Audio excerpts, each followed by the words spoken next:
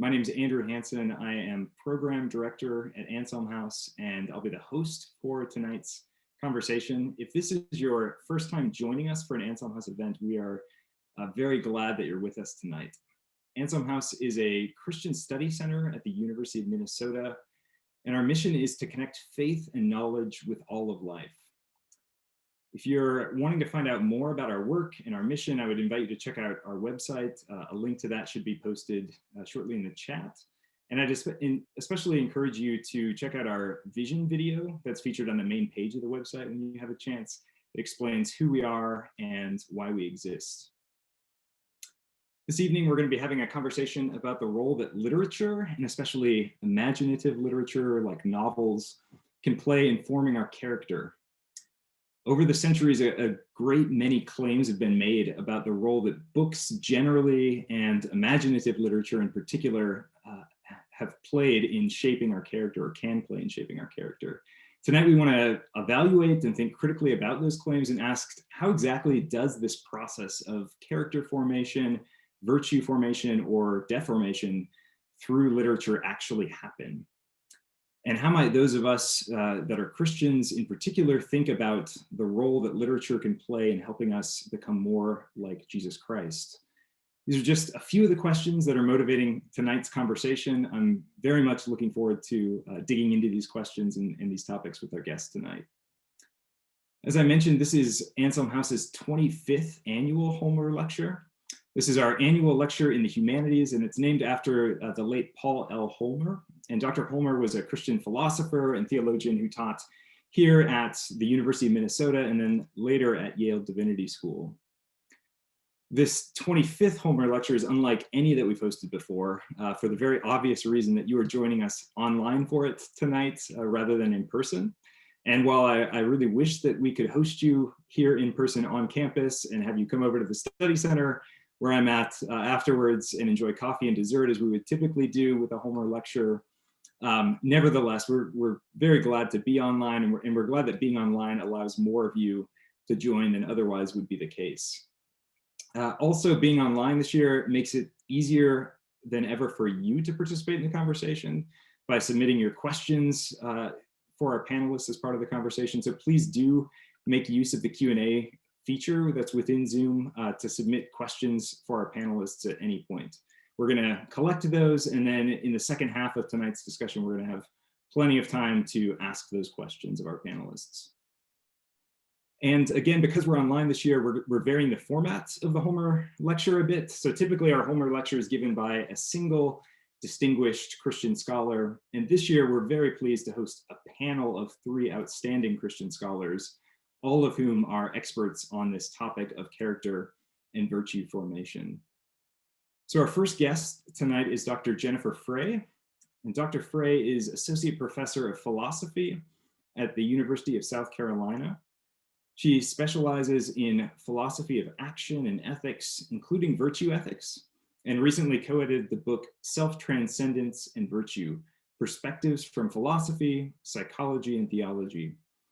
She also hosts the Virtue blog and the podcast Sacred and Profane Love, which features a number of episodes dealing with this intersection of character and literature. So Jen, we are very glad to have you with us tonight.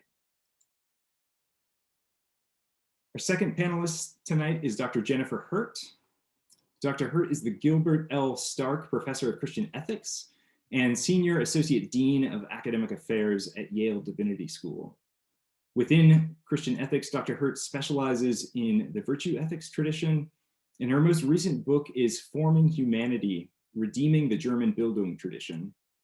Welcome, Jennifer. It's great to have you here. Thanks so much. Great to join you. Finally, we are joined tonight by Dr. Christian Miller, who is the A.C. Reed Professor of Philosophy at Wake Forest.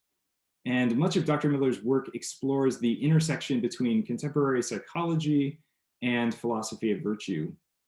In 2017, he published the book The Character Gap: How Good Are We?, which brings much of this recent research to a very wide audience. Welcome, Christian, and thank you for joining us tonight. Thanks so much for having me. I really look forward to our time together. I do too. Jen, Jennifer, Christian, it's a delight to have the three of you together, all experts on this topic, and I'm very much looking forward to the conversation tonight. As we dive into this topic, I wanted to start with some background to the conversation that I think might be especially helpful for those of us that are newer to this conversation about character and virtue. So I thought we might start things off with Christian, who's done so much work, again, connecting philosophical writing about virtue with work done in empirical psychology. And so Christian, I'm wondering if you could maybe begin with just a brief explanation, again, for those of us that are newer to the conversation, what exactly we're talking about when we talk about character virtues. And does it seem like some people are just born innately with them or without them? Or is it the case that we see evidence that they are acquired over time? Great. Well, first of all, thank you for having me. It's a real honor to be a part of this panel. And I'll try to be brief so you can learn a lot more from the other two panelists who are very, very wise in these issues.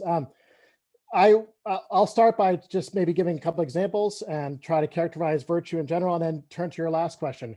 So what are virtues? Well, we're familiar with things like honesty, compassion, humility, temperance, fortitude, gratitude. Those are examples of virtues. But what is a virtue? Well, it's more than just an act or a kind of act. We say you can act honestly, you can act compassionately, but a virtue is something deeper than that. It's a disposition, it's a habit of your psychology, of who you are. So I think of virtues as giving rise to action. The action that can be an expression of your virtue, but virtue goes deeper. To make that a little bit more nuanced, I think there are really three parts to a virtue. There's the cognitive or thinking component to a virtue. There's the motivational component or affective component to a virtue. And then there's the outward expression in the behavior. So a virtuous person will think the right way, they'll feel the right way and be motivated in the right way. And then those thoughts and feelings will be demonstrated in how they act towards others and towards how they act towards themselves. To give an illustration to make that a little bit less abstract, and then I'll turn to the other question. Take something like compassion, the virtue of compassion. A person who has the virtue of compassion, that's part of their psychology, that's how they're psychologically disposed. In certain circumstances where they see someone in need, for instance, they might think about how they can help that person, the thinking component. They might be motivated in the right way to help that person altruistically in order to benefit that person for his or her own sake. And then those thoughts and feelings can be expressed outwardly by concrete behavior, which does something to help that person in need. So thoughts, feelings, and actions are all, I think, central components to a virtue. Now, the other question you asked was about the acquisition. Are we born with them, or are they something that we can acquire? Well, Aristotle had a lot to say about this. Many people have written about this idea. Aristotle thought there was a distinction between natural virtues, which maybe we can be born with, and real virtues, full virtues. I tend to side with Aristotle here too. If we're going to talk about being born with a virtue, that's in a very, very, very loose sense. I don't even really like to use the word language of virtue there for talking about infants or being born with something like that. I rather prefer to say that virtues can be acquired over time, not guaranteed they'll be acquired. In fact, I think there's good evidence that most people have not acquired the virtues, but they can be acquired over time. Which last point, and I'll stop, isn't to say that upbringing and how you're born and genetics and so forth aren't important. There looks to be some genetic component to character that emerges from the personality literature and psychology. And of course, your upbringing and how you're shaped and your environment and all these things play a big role to how you'll end up later in terms of your character. But it's a matter of acquiring a virtue over time rather than being born with it from the start, is how I think about character virtues. And do they tend to stay stable over time? Do we tend to see that the same virtue will kind of remain the same with somebody for a lifetime, or do they kind of vary over the course of a lifetime? Well, I think it's for character traits in general, they can change over time, and they often do change over time. So here's an example I think a lot of people resonate with. Conscientiousness. When is conscientiousness lowest? Maybe around the teenage years.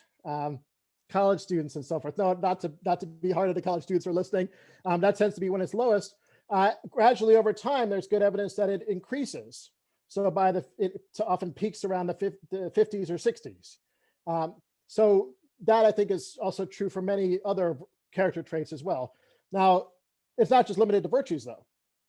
Vices can follow the same pattern. You can acquire a vice as well. You can become more or less vicious over time too. And even it's possible, I think, to go from one to the other. So it's possible to start as a more vicious person and later in life emerge as a more virtuous person, or sadly, the opposite as well. So maybe a follow-up question to that I'll put out to any of you that want to answer it. So we talked a little bit about what virtues are, the fact, at least that the Christian thinks they can be acquired over time. What is contemporary scholarship telling us about how people acquire virtues? Are there certain things that that have been consistently shown to sort of form virtues in us, or contexts that seem particularly effective in forming virtue? Who wants to tackle that one? Okay, I'll jump in. Can everybody hear me? Yeah. Yes. Okay. Well, I mean, here I can only sort of speak for myself, for my own view. And I think I don't think there's any, I think it depends on the virtue, right? So I think different virtues are acquired in very different ways. So the way that you would go about acquiring fortitude isn't the same as the way you would go about acquiring temperance, which isn't the same as how you would go about acquiring justice, which definitely isn't the same about how you would go acquiring charity or hope, right? I mean, I agree with everything that Christian said about virtue, but within the Christian tradition, you know, there also is this idea of theological virtues, faith, hope, and love, which you can't actually get like just through hard work, because there's the involvement of divine grace, right? And what it means to be receptive to grace and to cooperate with grace and things like this. And so I don't think there's any one way to get virtue. And I also think it's just the case that you can be an extremely gifted,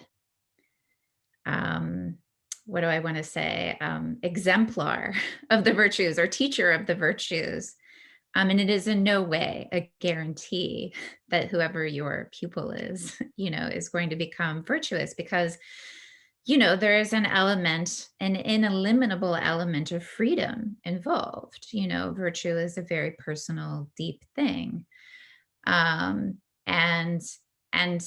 so it's like virtue specific, you know, how I would answer that question, but it's also in a way it's person specific at some level, because each of us has our own strengths and weaknesses, right? And each of us also kind of has a slightly unique, I don't know, motivational set or something like that. And so what is encouraging for, I mean, I'm the parent of 6 kids, and I wish I could say there's just one way to do this, but unfortunately I have 6 very different children.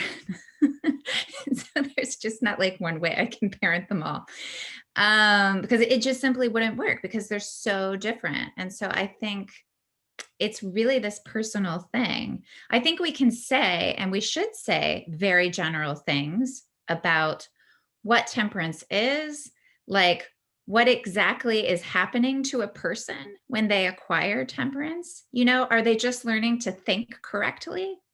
I don't think so in the case of temperance. What they're doing is they are training their sensual desires, right?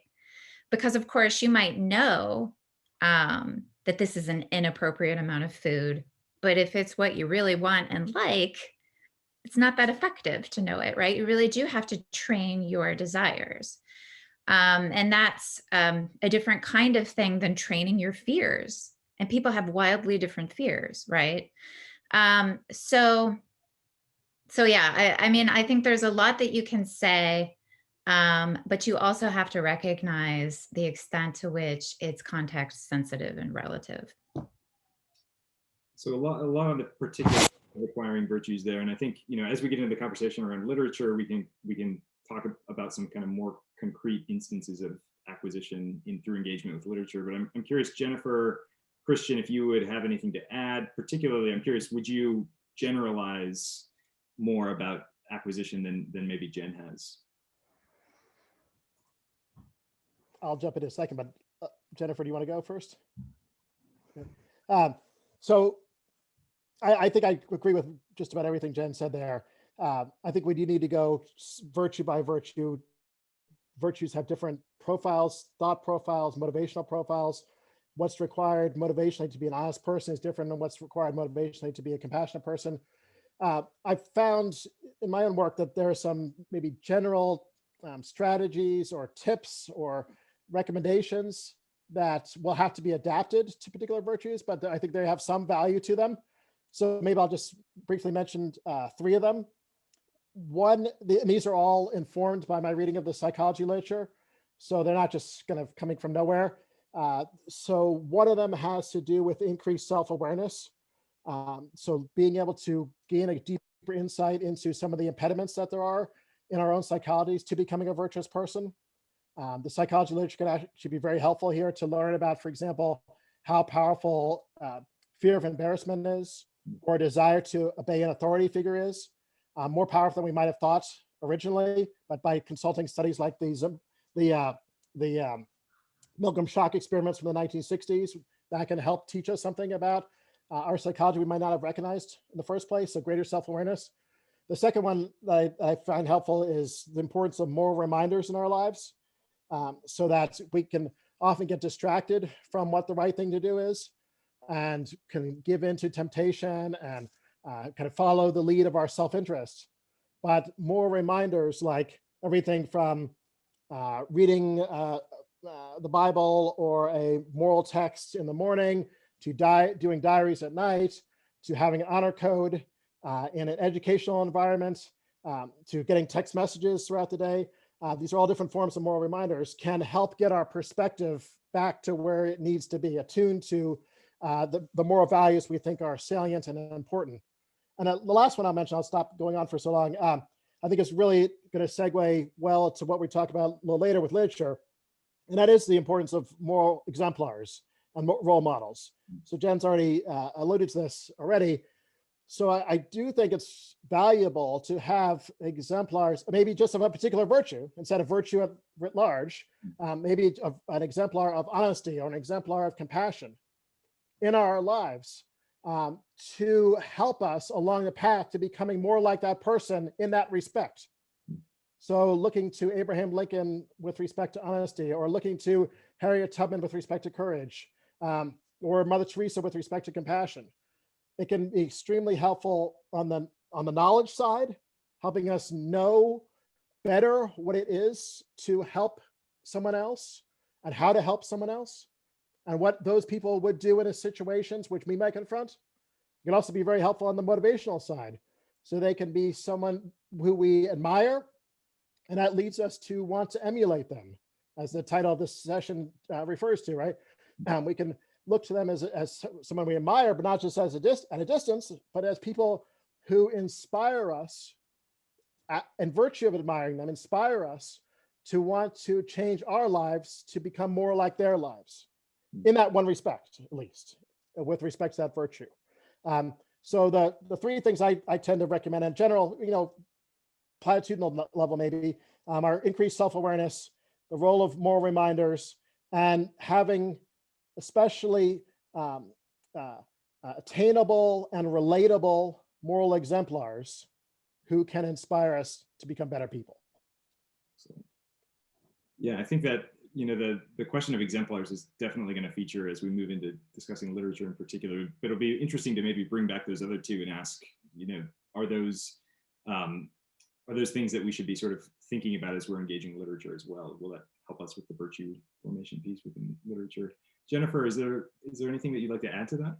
I mean, that was great. I'm happy to just keep going here. So maybe Jennifer, to kind of transition us from thinking generally about virtue to thinking more specifically about this intersection of character and literature in particular, I'm curious about the claims that have been made throughout history about the role of literature and stories in this process of character formation. And again, in particular, kind of what Christians have thought about the role of stories and literature with regard to this. I know that in your most recent book, you've written quite a bit about the history and development of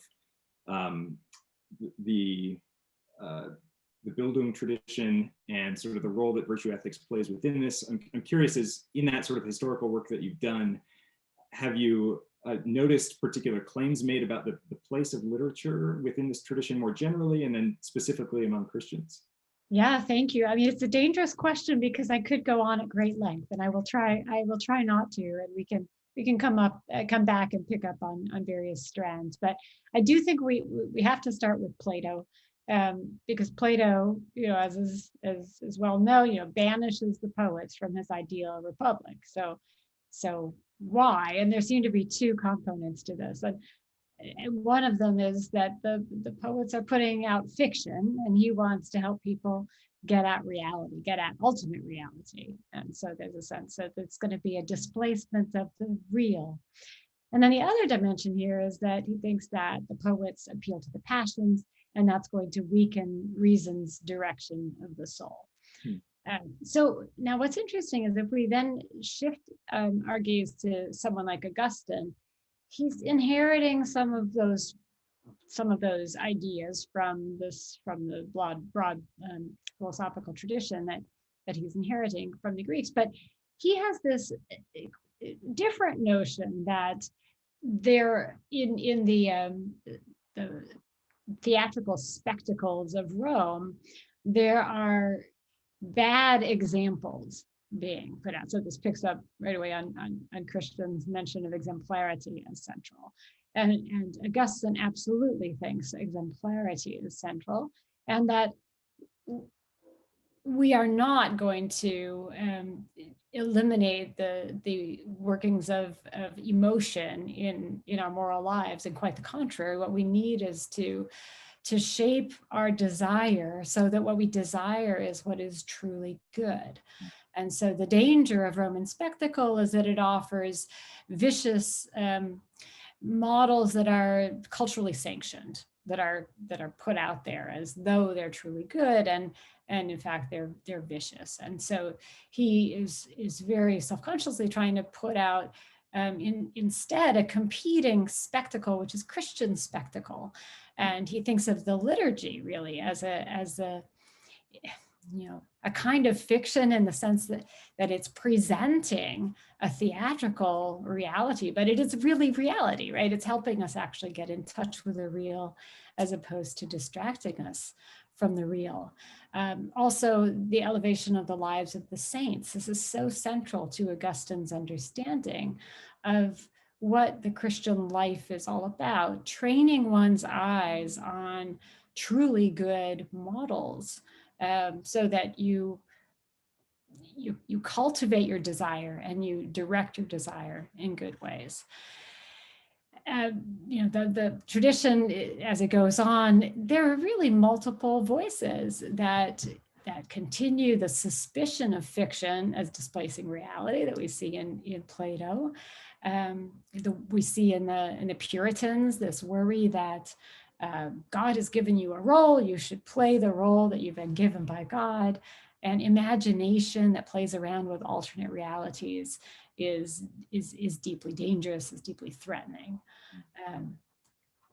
But that's not the only view that's out there. So it's actually quite a complex picture.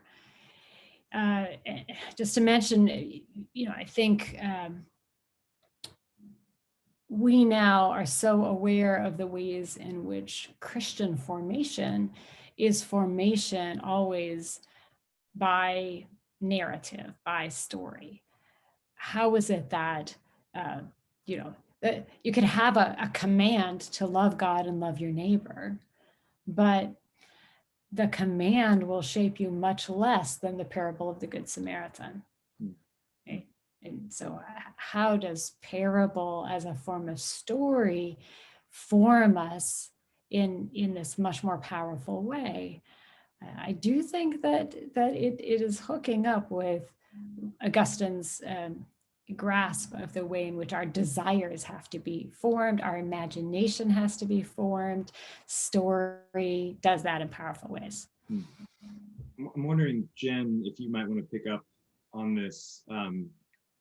Again, sort of what is it that's unique about stories and imaginative literature in particular that has generated both like this suspicion of them when you sort of use poorly, but also has been recognized that it can be so powerful and so formative. I know you've had a number of episodes on the podcast where you've talked about what's unique about story as opposed to other genres of writing. So yeah, I'm curious what you might add.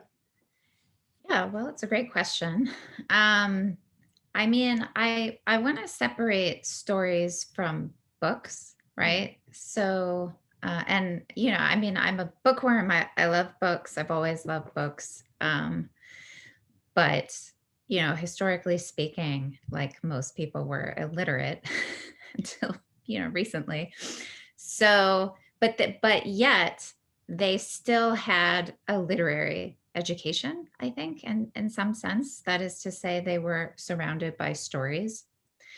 And a lot of the old stories, right, that come to us and that we sometimes teach, I always have to remind my students, like, it's a book for us, but it wasn't a book. Like Homer wasn't a book. The Iliad wasn't a book. It's a poem and it was sung at festivals. And we have to understand like its original context and its place in the life of the culture from which it's coming. And, I think that stories are necessary for, books aren't necessary or sufficient for humans or for cultivating virtue, but I think stories are. And I think part of that is because of the Augustinian commitment that I also have to thinking that, what's happening when you become virtuous is that your loves are becoming well ordered, ordered according to reason. And so your desires have to come into a line with what's truly good as opposed to what's, apparently good. And how do stories help that come to be? I think it's, especially for children, stories they captivate their imagination, right? Stories can be very exciting. And stories also, they're usually conveying a message of some kind. And it's part of the sharing and enjoyment of the story that you try to figure out, like, well, what do we say about what became of Hector? or what do we say of Achilles' rage? Or whatever is the story that we're talking about. And of course, there are different kinds of stories. With my kindergartner right now, we're going through all of Aesop's fables, and he loves them because they're all weird and they involve animals. But it's also like, he's trying to figure it out, like what's the lesson, and he likes to read them with his older siblings, and try to ask them like, what is it about? And why is it that the fox is always the one who's clever and conniving and manipulative? What is it? What's going on there? And so I think, I think there's so much to be said. One thing that I think really needs to be stressed about this kind of engagement is the role of not just shaping desires, but shaping a young person's imagination.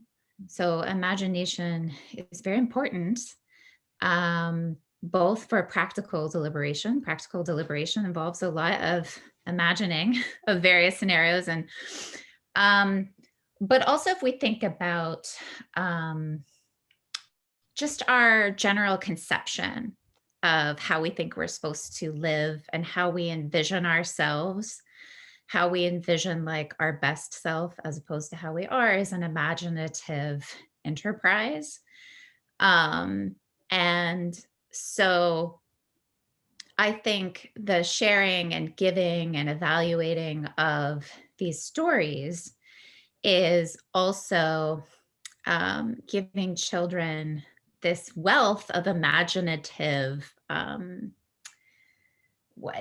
not just images, but like characters and adventures, and it becomes part of their imagination that they have this idea of being on a quest, right? to do something great or important, and all the sacrifices that it might really take to do something great and important, and things like this. And I think that it's just part of the job as educators and parents to try to develop and also protect a child's imagination, right? So that they don't have images and narratives that would be bad for them. That's less of an issue like when your kids get older, and we're talking about like kids in high school. They're able to deal with stories that young children really aren't equipped to deal with. They're able to deal with a level of complexity and ambiguity that I think it doesn't serve small children well. So, but I think in all these cases, and then of course, well into adulthood, right? The shaping of the imagination, I think, is just as important and related to the shaping of desire. So I want to talk more about what we sort of need to bring to this engagement with literature to make it formative. So to dive in a little bit more into this question of what is it that makes engaging literature formative for our imaginations, formative for our desires. And I think maybe the way into that is to sort of put out a common counter example or an objection, which is that there seems to be plenty of examples of people who are very familiar with literature and engage literature all the time, and yet it hasn't seemed to have made them more virtuous people or even sort of more empathetic people. So one example that I've encountered is Joseph Goebbels. I've heard mentioned as, who was of course minister of propaganda in the Third Reich and had a PhD in literature from Heidelberg. So clearly a very in-depth engagement with great literature didn't translate into sort of virtuous character. And so it seems the objection then is that it's not just any encounter with literature that seems to be transformative. So I'd be very interested to hear the three of you reflect on what do we sort of need to bring to the encounter with literature in order for it to have this kind of transformative effect for us. And Jennifer, you look like you might want to jump in there. No, I'm happy to get the ball rolling, and then I'll enjoy listening to what the others have to say. So, I mean, I do think that unfortunately, literature professors in general do not engage with literature in a way that would lead us to expect it to be morally formative. So, what's the right kind of engagement look like? It's a form of engagement in which you are understand yourself to be in a process of seeking to figure out what it means to live well, and you are in a dialogue with these texts that you are reading or these stories that you are hearing. And so you are engaging in processes of perspective taking, where you're imagining yourself in the story, perhaps imagining yourself now, as this character, as that character. How do I feel? How are others responding to me? What is it like to be in a situation like this, responding in this way and being responded to in this way? That's really powerful. it is absolutely about imagination as well as about desire. We could find ourselves being repelled by the imaginative perspective taking that we're engaged with, or we can find ourselves to be absolutely entranced by it. But I think that the way that, literary studies has developed as a field, for hundreds of years, is not really a new thing, but the sense that, well, now this is an academic discipline. It requires, certain forms of expertise and knowledge. And this is not about me. This is not about my transformation. This is about my expertise about this object out here. So whatever the theories have come and the theories have gone, but I think it's a fundamentally different way of reading literature. And I think we actually have to kind of flog students into reading that way. I don't think it's a natural way that human beings encounter stories. And yet we're pretty effective in school, and definitely by the time you get to college, we're pretty effective at stamping it out. Mm. The natural way of engaging. Christian and Jen, anything you would add? I'm not sure I have a lot to say, but maybe here's two things. One point is this worry generalizes beyond literature. So I don't think literature is the only way, or maybe even not only artistic way, to cultivate virtue. We could have this same kind of discussion about film as opposed to literary stories. We could talk about art. We could talk about poetry, or maybe we're including that in today's session. And you could raise the same worry about that. Why is it that certain people view these films and don't come away any better from it, or maybe even come away worse from it?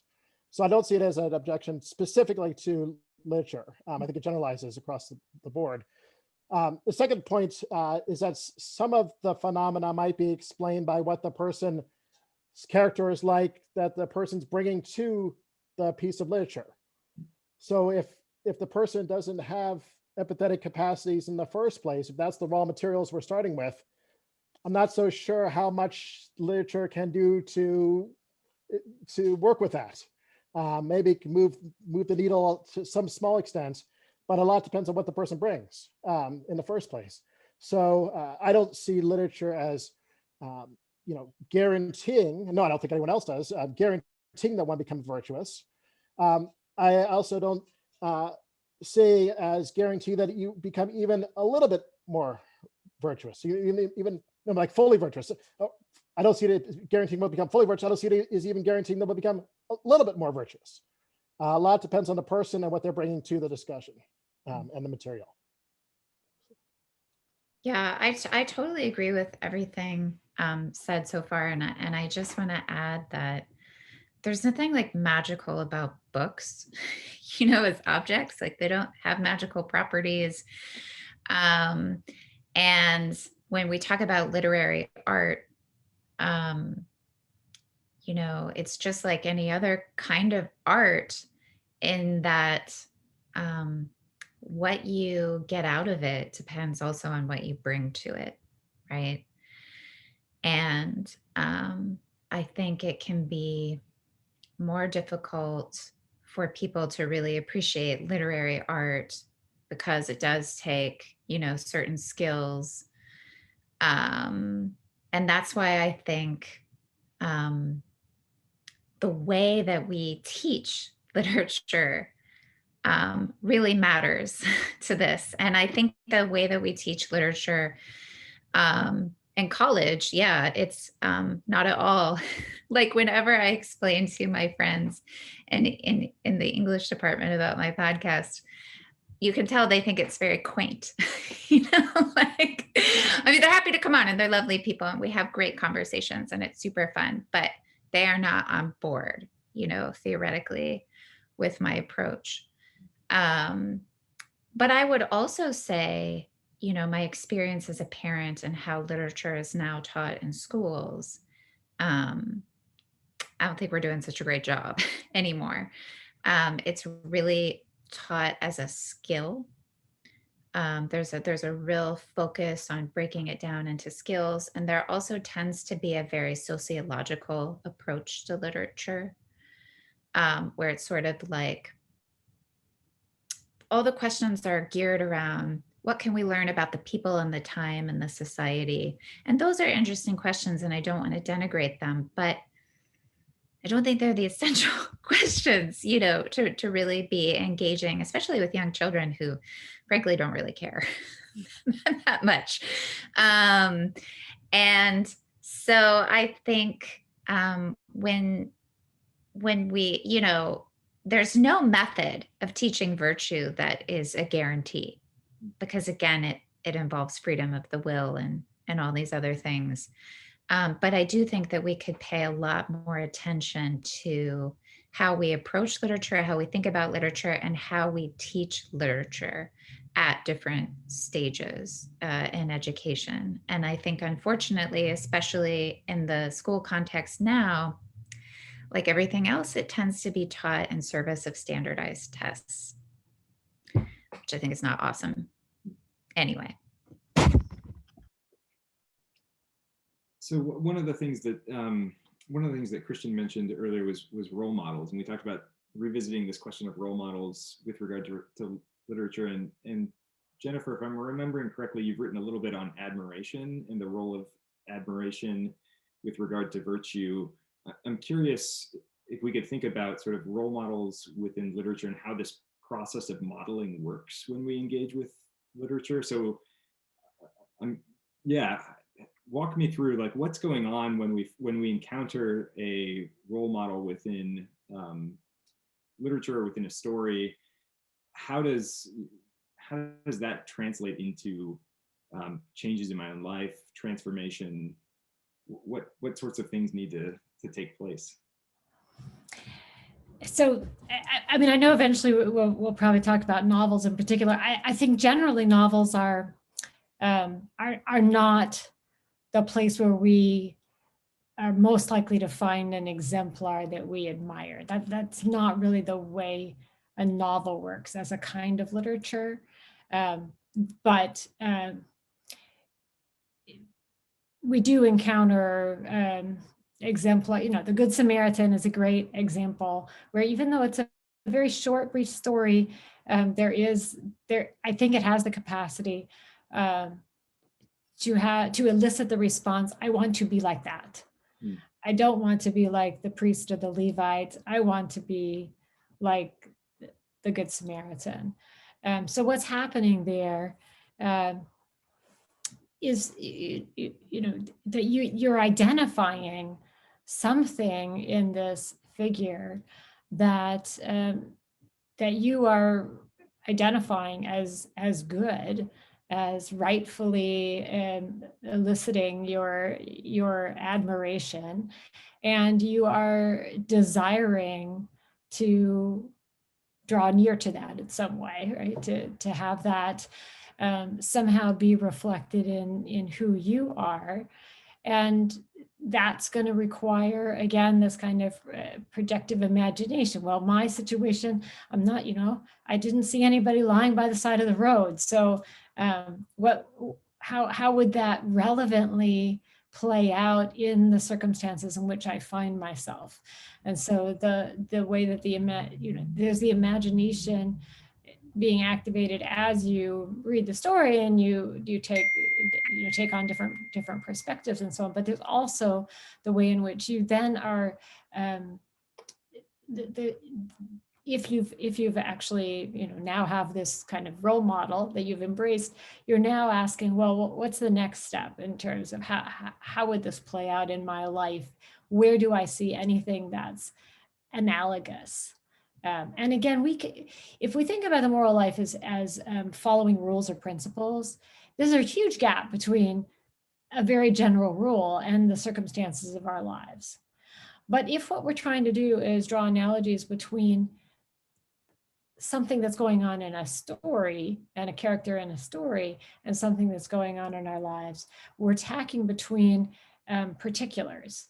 And it's actually often easier for us to engage in rich forms of moral reflection when we're when we're working that way than if we're just saying, okay, I'm supposed to love my enemies. Let me see. Let me get to it. And in any case, very, very productive to have this interplay between some general rules and principles and the concreteness of stories and the characters in those stories. So Jennifer, I want to come back to your point about novels in particular, but before we do, Christian, would you have anything to add about the question of exemplars? Yeah, I was really intrigued by the novels point. I wanted to pick up on that because I tend to go to novels first here when I think about exemplars in literature. Someone like, take Les Miserables, the priest in Les Miserables who forgives Jean Valjean for stealing from him. And not only forgives him, but even hands him the 2 candlesticks and says, oh, you forgot to take these as well. That is to me, a dramatic illustration of what the virtue of forgiveness can look like in a concrete individual, in a concrete situation. And, has the same kind of profile that Jennifer was talking about it. I admire that priest. But it's not just admiration at a distance. I admire all kinds of people, but that doesn't really move me to change my life. I admire that priest and what he did, but in such a way that now I'm inspired emotionally to try and be more like him, not with respect to a Jean Valjean and some candlesticks, but somehow with respect to people in my own life and my own situation where I can try to exhibit that same kind of degree of forgiveness towards them. So that's where my mind tends to go when I think of these literary exemplars. Just add on a second point that hasn't been highlighted yet, which is I also think of exemplars here in a negative sense, that literature and novels in particular can be very helpful in providing us with negative exemplars.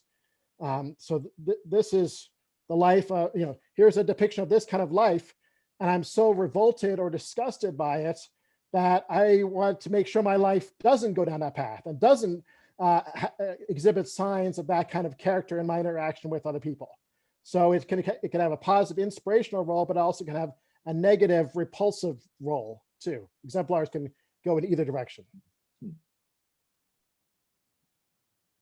Can I just add something to that? So really fast. So I agree with that about negative exemplars.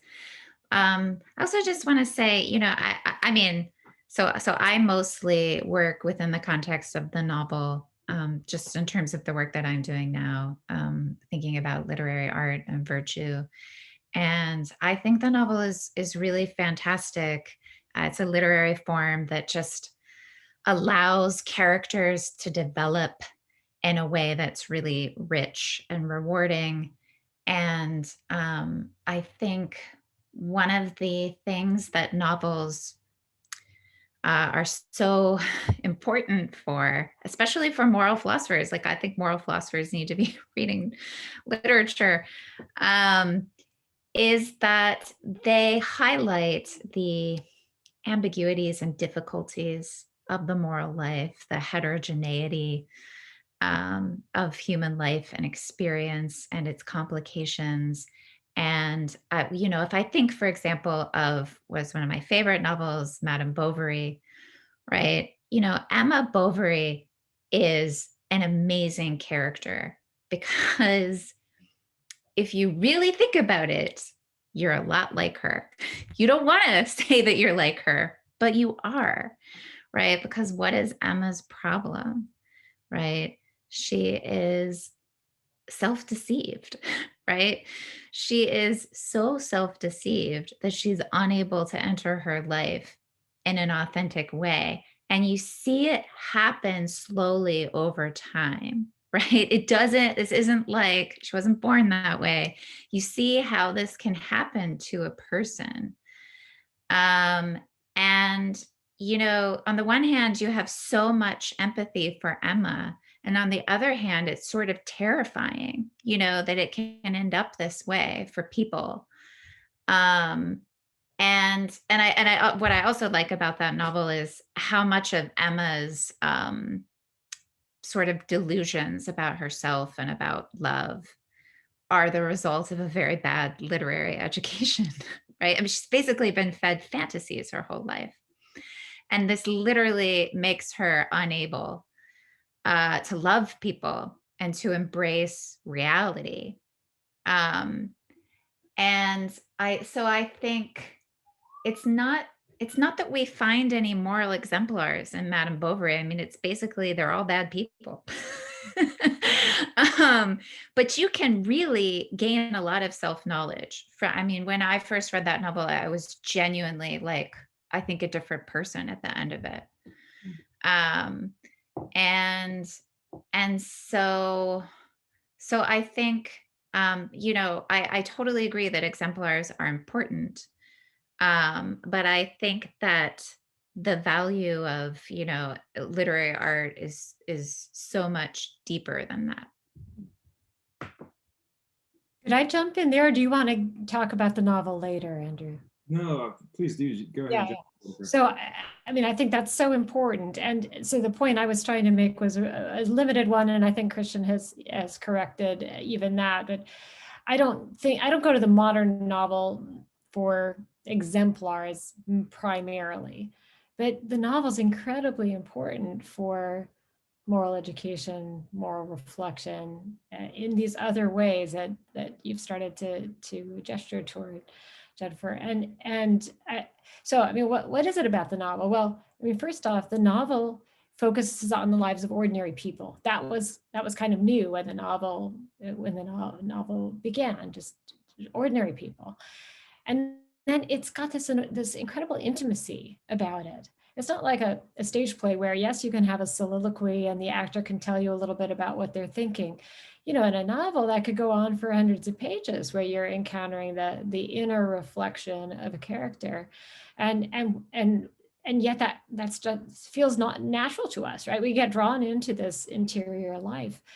That is it's just amazing to be able to do that. And as as Madame Bovary shows, it can be really disturbing, right? You could be drawn into a kind of identification that is deeply unsettling. So the third thing that I'd want to point to about the novel is that it allows for a complexity and ambiguity that we don't see in the same way in previous forms of literature. That is going to make it not as good for small children, probably, right? It's not as good for early stages of moral education, but it's enormously powerful throughout one's adult life. So I think it helps to tease apart what different kinds of stories or different kinds of literature can do, and they don't all do the same thing. Maybe just to follow up on that briefly, I'm thinking about the practice of sort of reading across moral perspectives that are maybe very different from your own. So encountering a novel that's putting forward just a moral universe that is quite different from your own. So maybe an example would be like Ayn Rand's The Fountainhead or Atlas Shrugged, which are often like some of the most popular novels when people are polled. I've actually not read either of them, but I understand a lot of people would find sort of the vision put forward in that morally objectionable, whether the person's Christian or not that's reading them. Do you think there's something morally formative about engaging a different moral perspective within literature? And I'll just put that out there for anyone. Well, I mean, I was just, I just did an episode on my podcast on the picture of Dorian Gray. And Dorian Gray has this little yellow book that he carries around, which, is pretty clear that it's Huysmans Against Nature. And Against Nature was this sort of like the novel of the French dandy, the dandy aesthete. And it's a kind of amoralism, really. I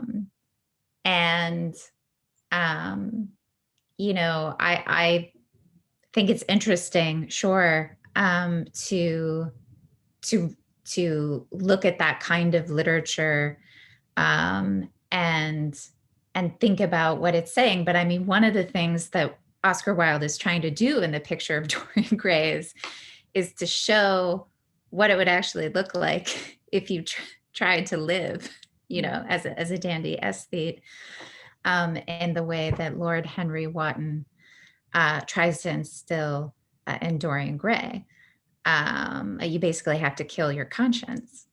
And it turns out, at least in that treatment of it, this is impossible, right? Because when Dorian tries to kill his conscience, he dies.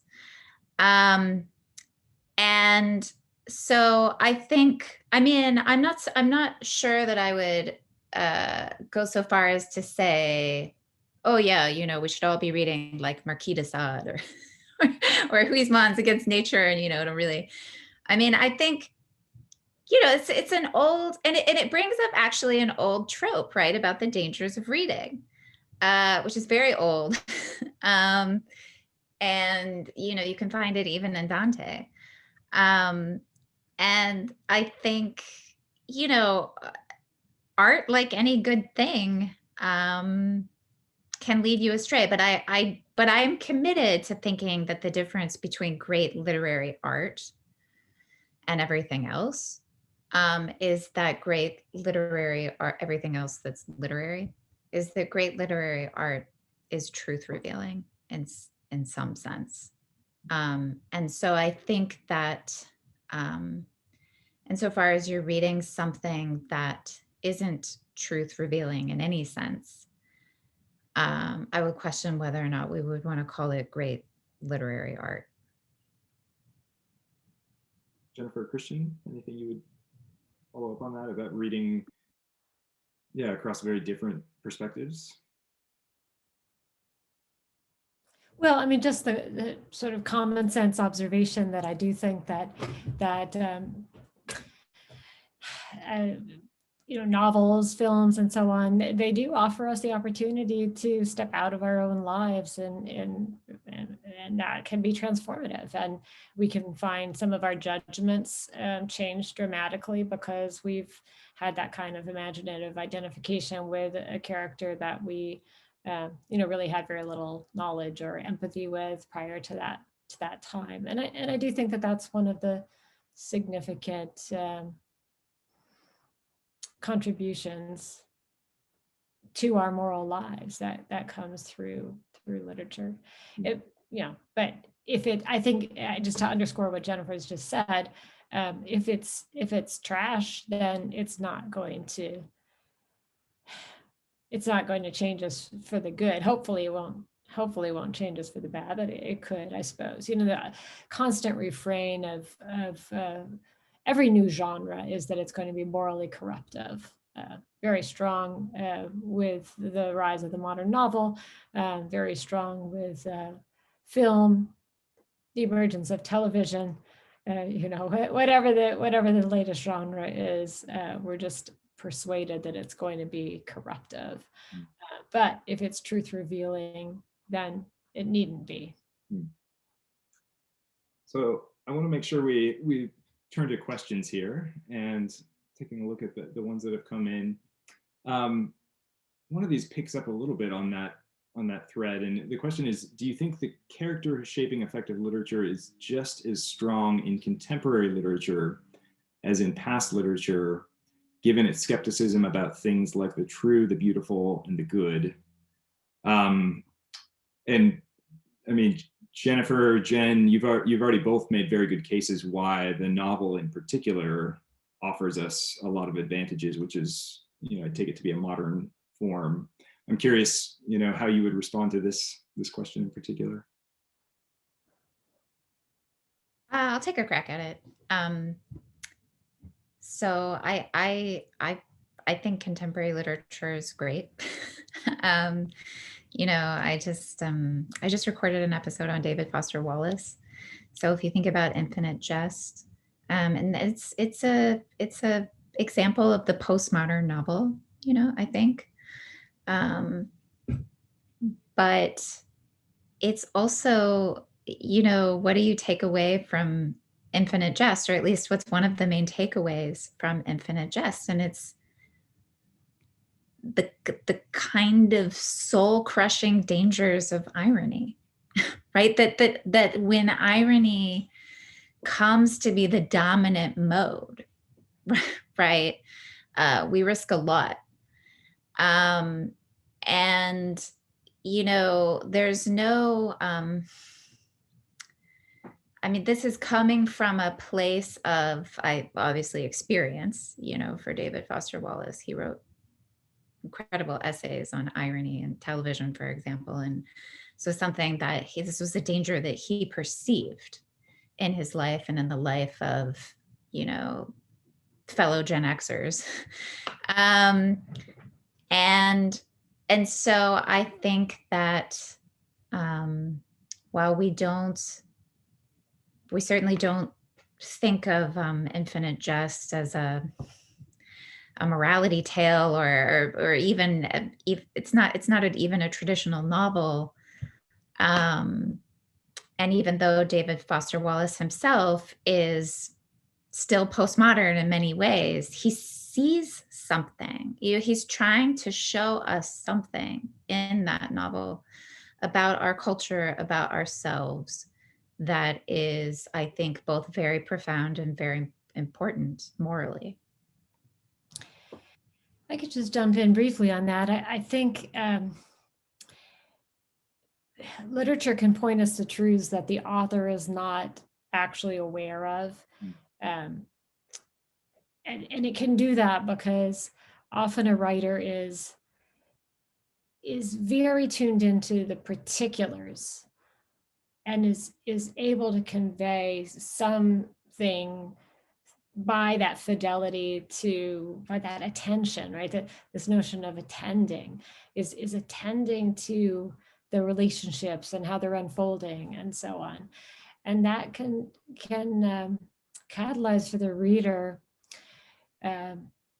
transformative experiences that maybe neither of them can actually theoretically state. So I'm less concerned with, well, what kind of philosophy or what kind of commitments, religious commitments does an author have, and more, what kind of attention and fidelity is there to the texture of lived experience.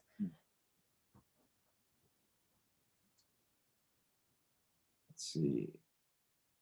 There's a question about this conversation so far has emphasized literary fiction as a route to the cultivation of virtue. Could the speakers address the challenge that reading and writing biography and history have as an advantage over fiction because the role models that they offer really exist? So maybe a comparative question about role models between fictional encounters and sort of non-fictional. Is there an advantage to sort of encountering stories that actually happened versus imaginative ones? I mean, I think it's just ideally you would have both, right? So, at one point early in the conversation, we were just talking about stories. And so I think we were talking about everything from the lives of the saints, right, to stories about, I think, Harriet Tubman came up. I think that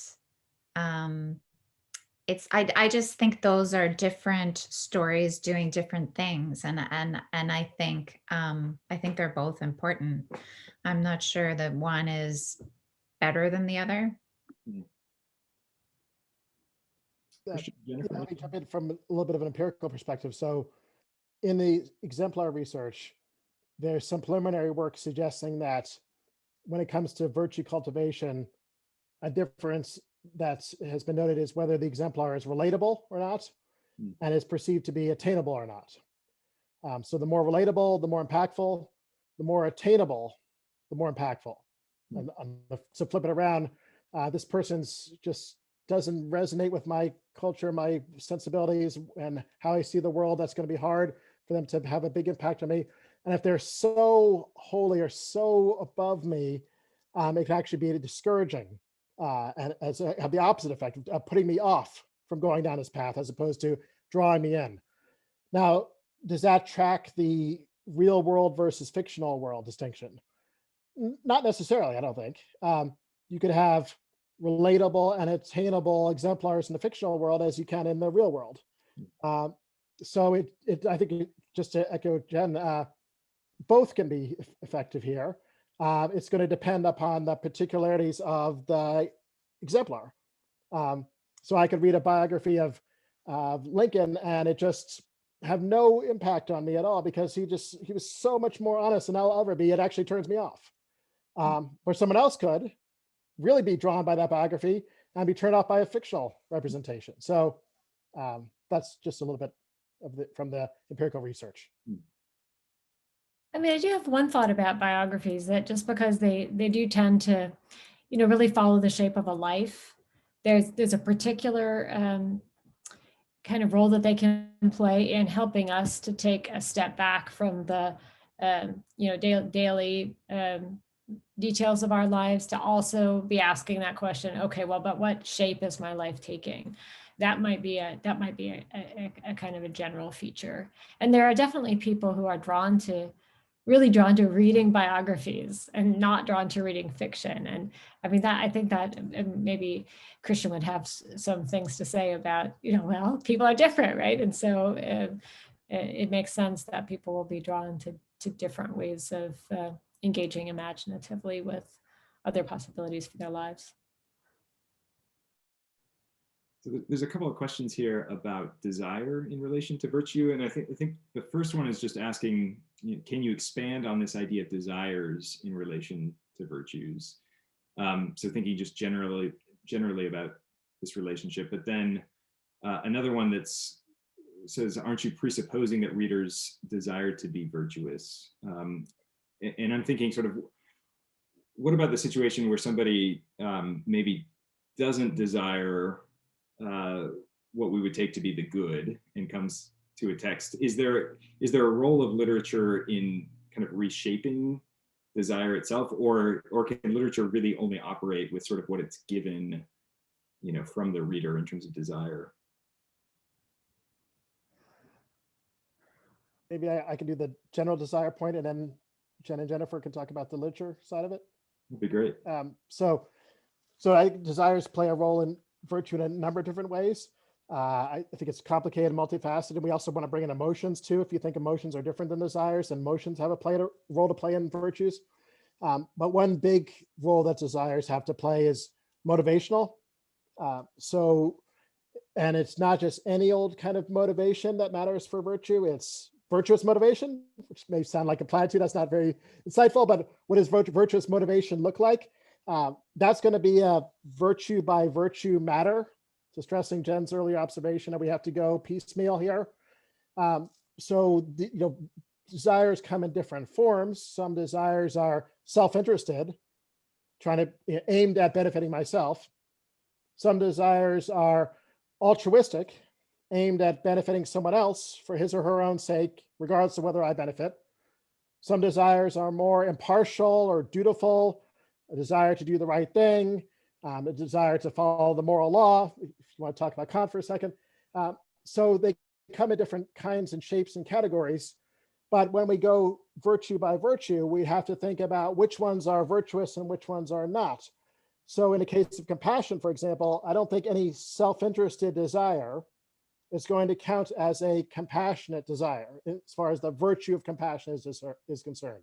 A virtuously compassionate person is instead concerned with the good of others for their own sake, altruistically. When it comes to something like the virtue of honesty, you can broaden the scope a little bit more. Altruistic motivation and dutiful motivation all are fine categories of motivation. But again, self-interested motivation, if it's just for me benefiting myself, that's not going to count as virtuous. So that's one, at least controversial. I'm sure people could fight with me about that one, but that's one big role that desires, I think, have to play in virtue writ large and in the particular virtues. And then I'll stop. And thanks, Christian. Jennifer, Jen, on the question of the role of literature in shaping desire.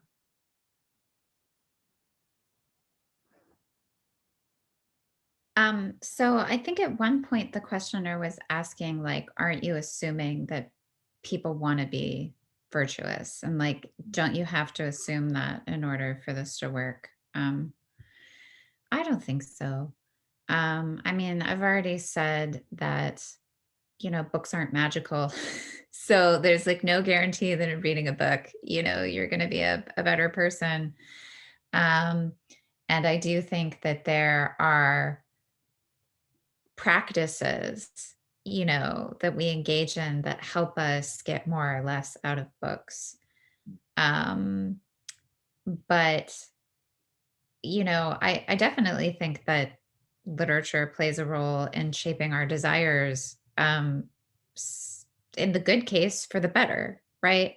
But in some cases not. I was just talking to, um, I was just talking to a friend of mine. She's a theologian. She is a fiction author.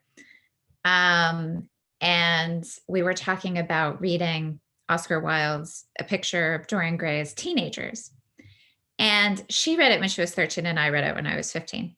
And when she read it, she thought Dorian Gray and Lord Henry Wotton were like the best thing ever. Like that they were, she was just very drawn into this whole aesthetic life. She sort of looked at her own life. It seemed very boring by contrast, like a failure somehow. And I was like, so like that whole murder stuff didn't really, it didn't really hinder you. She was like, no. And of course now, she's 30 and she looks back and she's horrified by this, but she's like being very honest about what she found attractive in reading Dorian Gray. And I was like, I had the opposite. I was totally repulsed by these guys. And so I think, what's the difference between me and her was I just like this great, no, I was a terrible person when I was 15, actually. I was incredibly selfish. I was 15, but, I just think that, we are drawn to different things, right? I mean, this is where the free will bit is involved. And of course, in her case, she comes to see over time that her initial reaction is quite terrible. And for her, like this experience showed almost like the dangers of beauty, right? So in her case, it kind of led her to question this idea that experiences of beauty are always virtue, enticing experiences. She's like, no, actually, there's a darker edge to this, at least potentially. And I think that's true. I think that experiences of beauty are very important because they're shocking and they take you outside yourself. And, but they're no guarantee, right? I mean, the fact that you're surrounded by beautiful things is no guarantee of moral virtue, at all, right? And so I think that when I say that there's a role in literature in shaping desire, I don't think I'm saying a naive thing, that just means like, oh, do you want to be good? Well, just go read these books,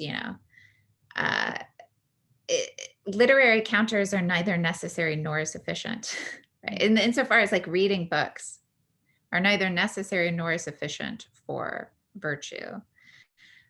They can be powerful aids.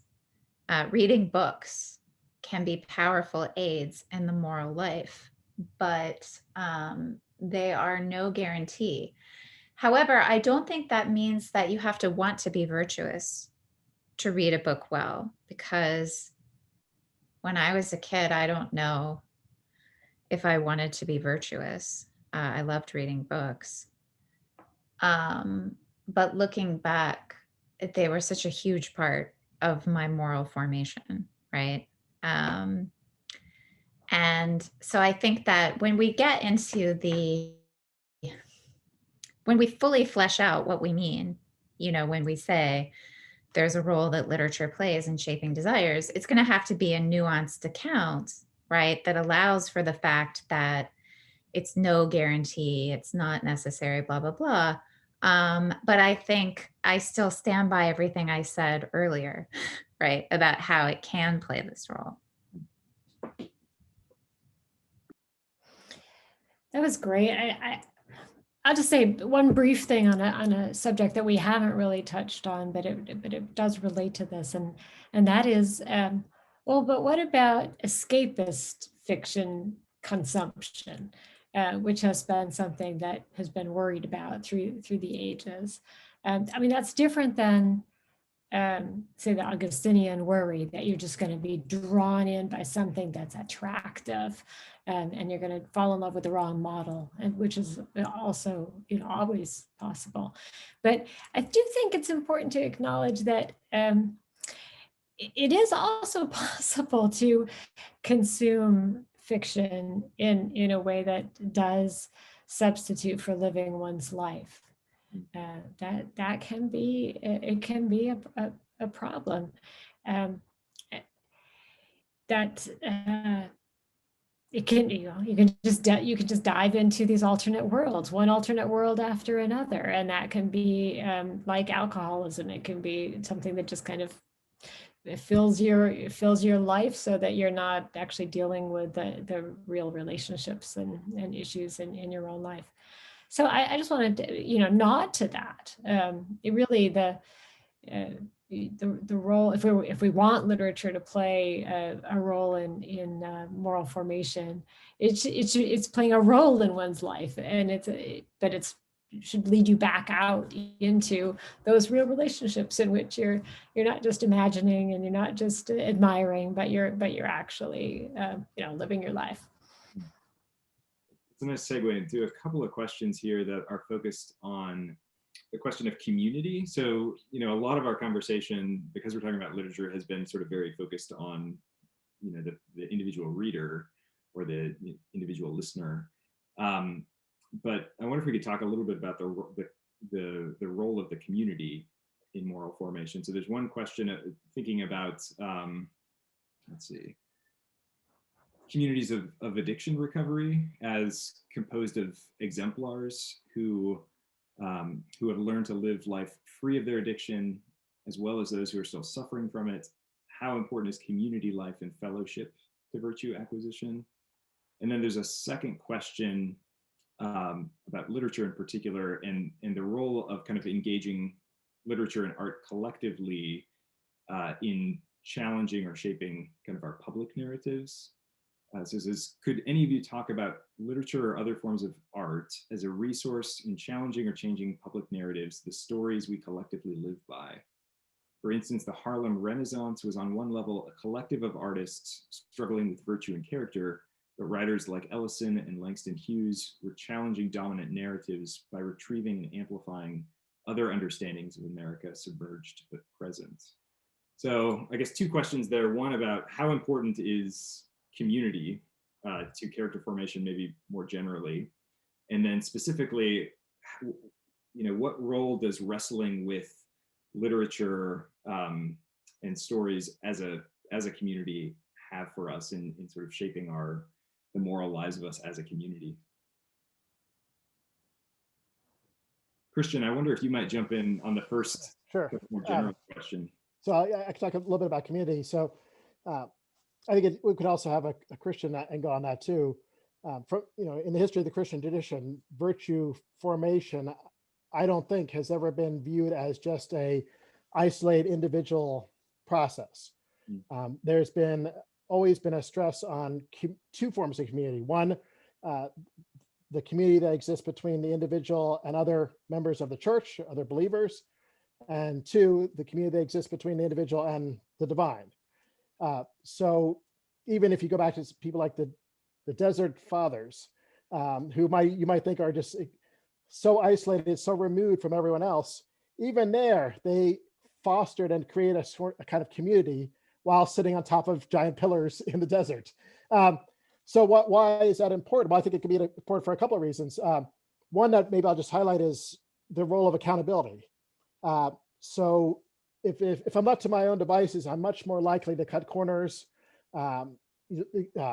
Jen's often already highlighted the role of self-deception. So to deceive myself that I'm better than I am, have blind spots that just go unnoticed. But being in a community with other people to whom I'm transparent and open and willing to share honestly about what's going on with my life, and that's reciprocated by them towards me, can really be virtue fostering because we hold each other accountable. We build each other up by not just pointing out flaws in our lives. That can be, if that was all it was, that can be kind of depressing. But pointing out flaws and areas where we need to improve, and then working together cooperatively and collectively through conversation, through confession, through prayer, group prayer and the like, through reading of the scriptures, to try to become better, to work towards virtue improvements. And then bring in another element of this community, the divine community. The divine community in a Christian sense is the Trinity, Father, Son, Holy Spirit, which relates to us as human beings. Well, now we have an interpersonal community amongst human beings, and we have interpersonal community between human beings and divine beings, or persons, I would better to say, where the Holy Spirit, for example, can foster and work within us to cultivate virtue, the process of sanctification. So it's not just it's not just me on my own.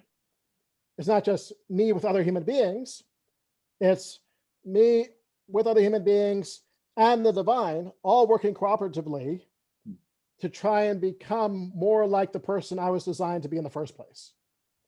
So I think community is absolutely essential, especially from a Christian perspective, to virtue formation. Can I jump in there with a particular kind of historical example where in pietist communities, so one of the things that made pietism distinctive was, yes, you went to church the normal way, but in addition, you gathered in these small groups. And it's really the origin of, Bible study movement. You get together in a small group and you're reading scripture in a particular way. You're reading scripture to understand your life through scripture. So it really is it's very much about your spiritual development, your moral development in dialogue with the scriptural text, but in community, right? And these are the same communities that are also engaging in very committed forms of self-examination. So, and that would have been more of an individual process. But again, yes, I'm going to examine every day what I have done and what I've left undone and the bad thoughts in my heart and so on, and keep a record of that. But it's still bound up with this communal process as well. And it's striking that these pietist communities were also very, very critical of the inroads that the novel was making, because they were worried that the novel was drawing people out of this communal setting for Christian upbuilding and into private reading that was not this. It wasn't engagement with scripture. It wasn't self-examination. It wasn't bound up with community. Now we're at a point now where we're positive about the novel, but I do think that the novel lacks in and of itself those communal dimensions. You can create a book club and you can maybe slightly move it in the direction of the place, of the way that individual formation and community are bound up together in Christian context, but it's very, in and of itself, it's quite different from that. Well, I'm watching our time, and we are almost at time here, and there are a number of questions about sort of very practical advice for people that are wanting to use literature for moral formation. So I'm wondering if we might, each of you, with maybe a minute, are there any really sort of concrete suggestions or advice that you would give to educators or parents? Again, we've talked about kind of the myriad of different contexts in which we would be engaging in literature and moral formation, different kind of ages, stages, not to mention sort of whether you're doing this in the home versus a pluralistic institution. So I'll kind of let you take that question in whatever direction you want. But if there's, if someone is wanting someone who's wanting to engage with literature for moral formation, any sort of practical recommendations you'd give? I mean, this is just to tie it back to the community question. The first bit of advice that I would give, especially for parents, but also for teachers, would be to make it a communal activity, actually. I do that in the classroom, but we do it in the home. So we read books out loud to each other at home, right? We, really every night. With all of our children. It's very common in the US to read books out loud to your younger children. And then at some age, it's like people think that they just transition to, well, now your kids read by themselves.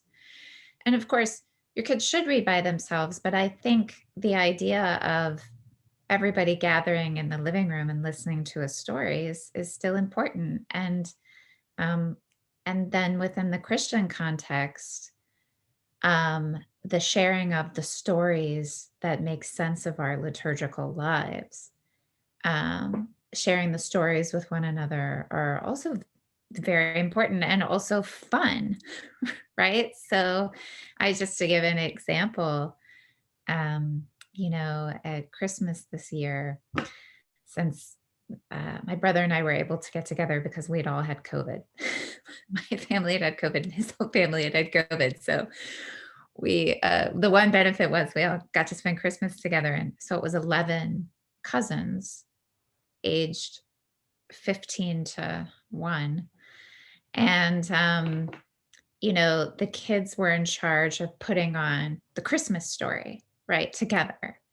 And it was just really so joyful, and of course it makes sense, but it was really just so joyful and fun.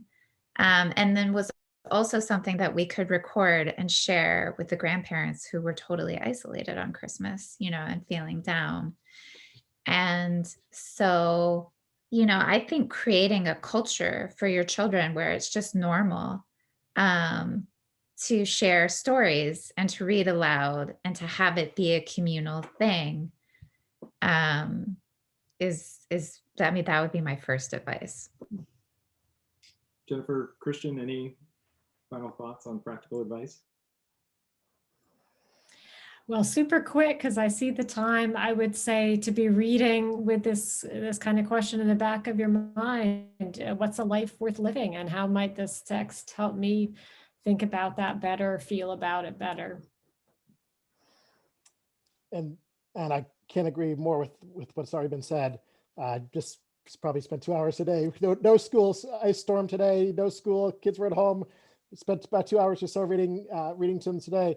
But just a danger, which is to not instrumentalize the story to make it just about the moral formation, as if the story is just a kind of crude instrument to get us to this place of moral formation.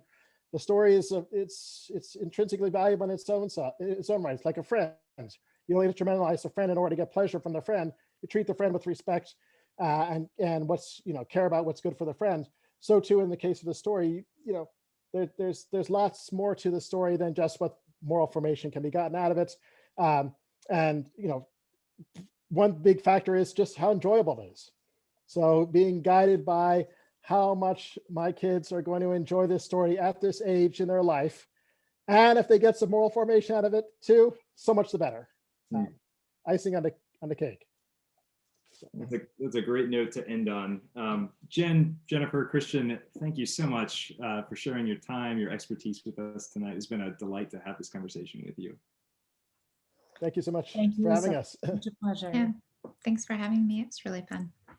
And thanks to all of you that have joined us online, contributed excellent questions to the conversation. And just 2 very quick announcements before we wrap up here. The first is that I want to invite you to join us for our next online event, which is going to be called Very Online, Navigating Digital Life and Social Media with Wisdom and Grace. It's going to be on March 4th in the evening with psychologist Dr. Jean Twenge and Professor of Communications Dr. Matthew Pittman. And we're going to be discussing challenges and opportunities facing us as we navigate more and more of our life being conducted through online media. I'm sure some of that conversation is going to overlap with this one in terms of character formation as well. You can find out more about that on our website at anselmhouse.org. And the second is that I would invite you to fill out a very quick evaluation of this event as you log off. It should just pop up as the event closes out. And if you're able to do that, you'll be eligible to win a copy of Dr. Jean Twenge's book, iGen, as a preview for this next public event. We would very much appreciate your feedback and input on this event. So thanks again for joining us. Again, our panelists, thank you, and thanks for all of you online. Have a great night. Good night.